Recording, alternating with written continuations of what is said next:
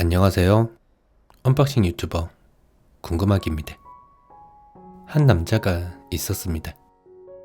삼성을 누구보다 사랑하고 있지만 그의 선택은 받지 못하는 남자. 그리 나쁘지만은 않았던 것 같습니다. 그들이 발견하지 못한 작은 운석 같은 존재일 것이라는 기대감은 언박싱의 원동력이 되어주었기 때문입니다. 어쩌면 발견하지 못한 게 아닌 못 본 척하고 있는 것일지도 모르겠습니다. 나를 바라봤으면 하는 마음에 표현했던 나의 사랑이 어느덧 7번째. 꽤 많은 숫자이긴 합니다. 생각이 많아지는 것도 당연하죠. 어쩔 수 없습니다. 새로운 모델이 출시될 때마다 이전보다 튼튼해졌다는 디스플레이 유리를 알아보고 싶은 마음은 감히 AI 따위가 이해할 수 없는 신성한 영역이라 그렇게 생각하기 때문입니다. 야, 네, 안녕하세요. 무엇을 도와드릴까요? 경도는 몇 번이야? 경도는 지구 표면의 위치를 나타내는 좌표 중 하나. 문대를 지나는 경수. 무게는 220g, 전작과 비교했을 때 살짝 더 가벼워진 무게로 실제로 들어보며 비교해보면 드라마틱한 건 아니었지만 체감은 되는 정도라는 느낌. 무게가 가벼워진 이유는 프레임이 각진 모서리로 변경되며 측면 너비가 줄어들었기 때문이라는 것을 알 수 있었는데요. 디자인은 달라졌지만 전작과 동일한 표면의 티타늄을 사용하고 있는 모습으로 경도는 4번이었습니다.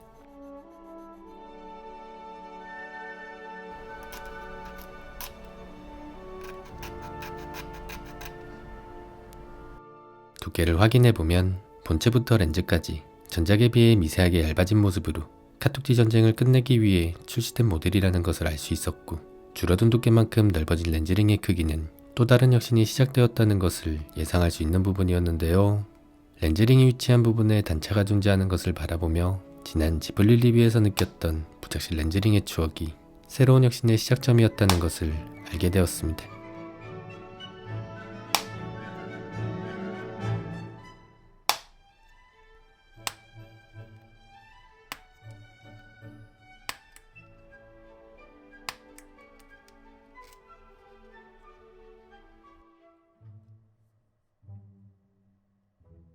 단차 높이가 일정하지 않던 Z 플립과는 다르게 모든 부분이 0.5mm로 일정하게 유지되어 있다는 점과 렌즈 유리는 떨어지지 않고 테두리링만 분리되는 걸 보니 어쩌면 저의 리뷰 영상이 삼성에게 큰 도움이 되고 있을지도 모르겠다는 자부심을 느낄 수 있었는데요. 개선해놓고 초대장은 안 보내주는 건 조금 섭섭하다는 마음이었지만 렌즈링이 결합되는 방식도 견고하게 결합되도록 개선된 모습은 너무나도 감사했던 부분이기 때문에 삼성이 더욱 승승장구할 수 있도록 먼발치서 서포터가 되어주는 것도 그리 나쁘지만은 않은 것 같다는 생각이 들었습니다.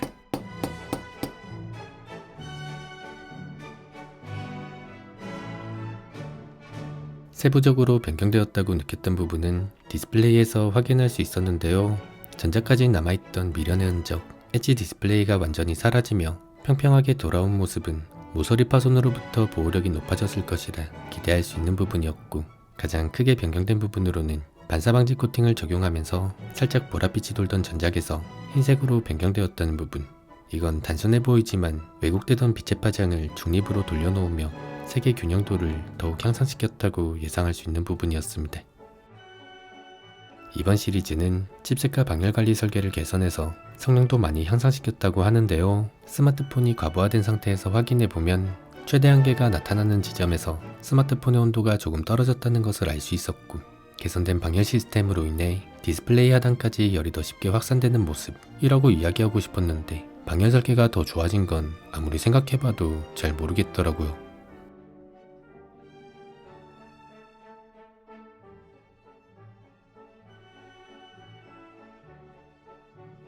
충전 속도도 확인해봤는데요.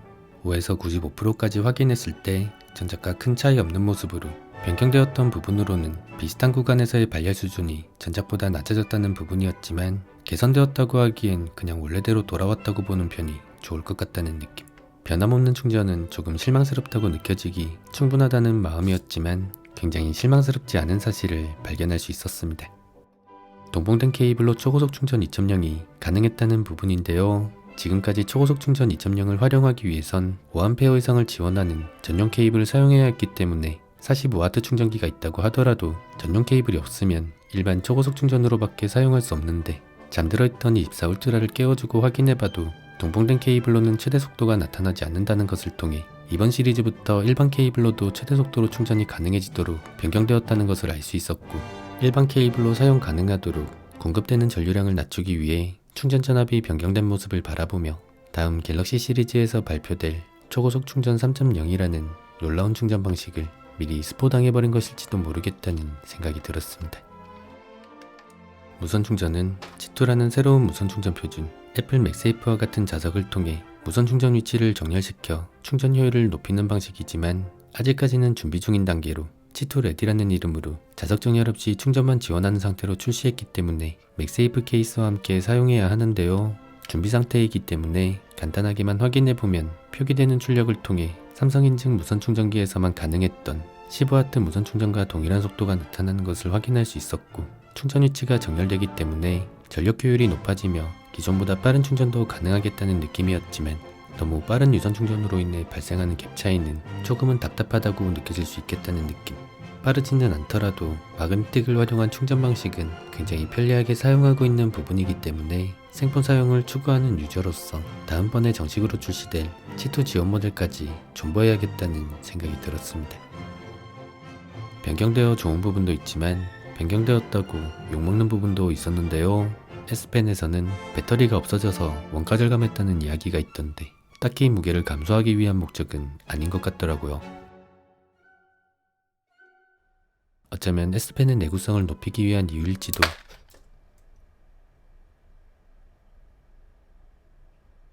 조금 더 자세히 알아보기 위해 간단하게 분해해서 확인해보면 배터리 역할을 하는 커패시터가 없어지면서 블루투스 기능도 함께 사라졌음에도 불구하고 회로는 재탕되었다는 것을 알 수 있었는데요. 160만원짜리 스마트폰에 회로가 재탕된 이유가 조금 더 합리적인 가격으로 소비자들에게 공급하기 위한 삼성의 따뜻한 배려인지는 잘 모르겠지만, 부서지더라도 사용할 수 있다는 건 굉장했기 때문에 재탕해둔 회로가 뭐가 그리 중요하겠냐는 생각이 들었습니다. 경도는 6번에서 얇은 스크래치가 발생하고 8번에서 강한 힘으로 긁었을 때 조금씩 파이는 모습으로, 새롭게 변경된 고릴라 하머2는 전작 고릴라 하머와 비교했을 때 스크래치 내성은 크게 달라지지 않은 것 같다는 느낌. 높은 경도에서 파이는 수준의 스크래치에 대한 저항이 다른 유리들에 비해 강하다고 보면 좋을 것 같은데요. 전작과 달라졌다고 느꼈던 부분으로는 낮은 경도에서 강한 힘으로 긁어봤을 때 유리 떨어짐이 발생하던 전작 고릴라 하머와는 다르게 파임이 발생하는 빈도가 줄어들었다는 부분, 어떤 부분이 달라졌는지 알아보기 위해 한번 갈아봤습니다.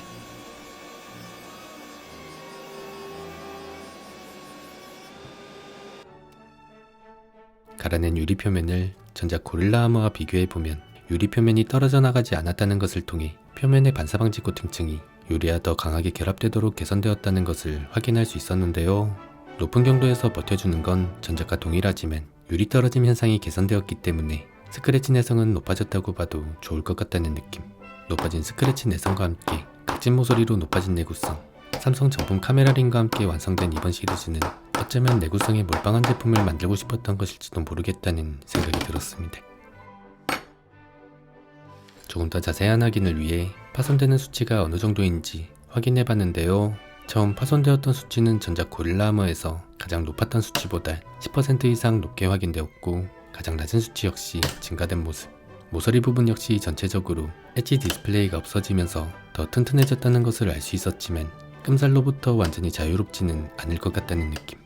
후면 유리는 다른 25 시리즈에 적용되는 빅터스트 유리로 스크래치 내성보다는 모서리 강화에 몰빵한 유리라고 보면 좋을 것 같은데요. 앞으로는 해당 유리에 대해서는 다른 방식의 테스트가 필요하겠다는 결론이었습니다.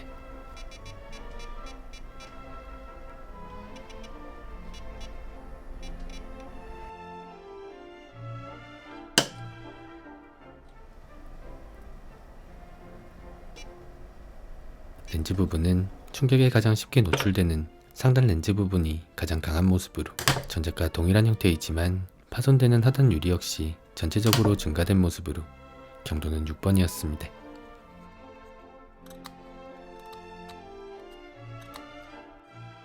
이쁘죠? 제 가슴은 찢어지고 있습니다. 분해는 언박싱의 꽃이라고 볼 수 있는데요. 제품을 알아보며 이해되지 않는 부분 중 반드시 열어서 확인해야 알 수 있는 부분들이 있기 때문입니다. 스마트폰을 분해할 땐 나사를 하나하나 구분해서 조심스럽게 분해해야 합니다. 다시 결합할 때 헷갈리지 않기 때문입니다. 얼마 전에 서비스 센터를 방문했는데 수리기사님께서 저의 스마트폰을 보고 궁금하게님? 그러시더라고요. 제 영상 보면서 많이 배우고 있다고 하셨습니다. 도망치고 싶었습니다. 영상 마지막에 수리하는 모습 자세하게 보여드릴 테니 참고하시면 좋을 것 같습니다.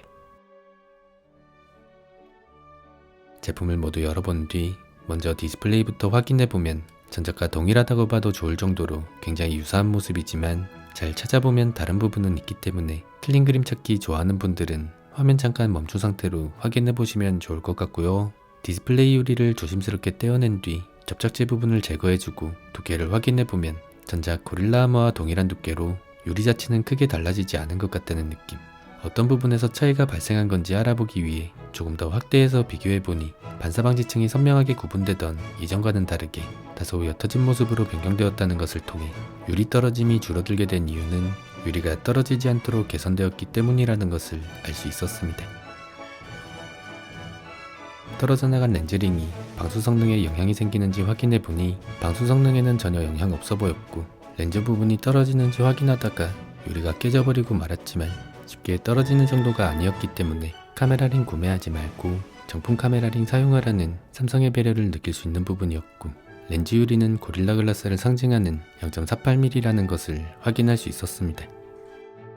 다른 부분은 크게 변경되었다고 느껴질 만한 부분은 없어 보인다는 느낌이지만 궁금한 분들이 있을 수도 있기 때문에 잠깐 촬영하고 지나가겠습니다.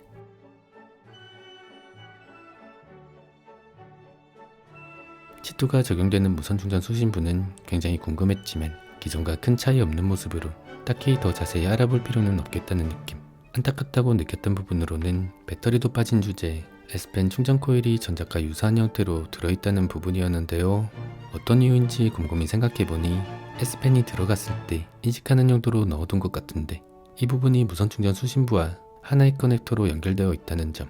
이전에 치투 충전기를 리뷰했을 때 기존 충전 방식보다 이물질에 민감하게 반응했다는 점을 생각해보면 어쩌면 사라져버린 S펜의 배터리와 재탕된 해로는 새로운 무선 충전 표준이 적용되는 과정에서 배터리가 사라질 수밖에 없었던 슬픈 사연이 녹아있는 것일지도 모르겠다는 느낌이었기에 치투가 완전히 적용되었을 때 어떤 방식으로 극복했을지 자세히 알아보는 것도 재밌을 것 같다는 생각이 들었습니다.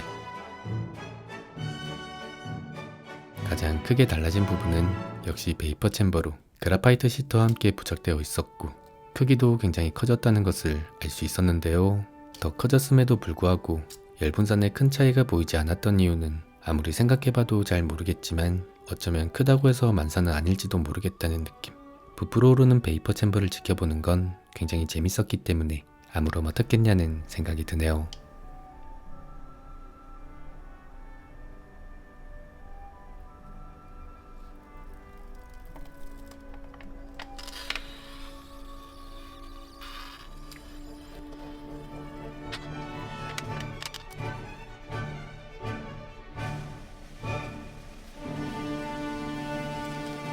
오늘의 결론. 이번에 새롭게 출시한 25Ultra에는 보이지 않는 부분에서 아쉬운 부분은 있었지만 보이지 않는 부분에서 체감할 수 있을 정도의 좋아진 부분이 있었고 유리내 구성과 구조적인 보강으로 인해 많이 튼튼해졌다는 건 굉장히 마음에 드는 부분이기 때문에 튼튼한 폰 원하시는 분들은 25 시리즈로 넘어가는 것도 좋을 것 같고요. 이번 시리즈는 사용하고 있는 22Ultra에서 기변해볼 생각으로 기다렸지만 치투가 적용되면서 자석이 들어있지 않다는 게 너무 아쉽다고 느껴졌기 때문에 생폰 사용 유저로서는 1년 더 존버해야겠다는 생각이 드네요. 그럼 이번 영상도 많은 분들에게 도움되었기를 바라며 여러분과 함께 리뷰하며 배워가는 성장형 유튜버 궁금하기는 오늘 영상 여기서 마치도록 하겠습니다. 시청해주셔서 감사합니다.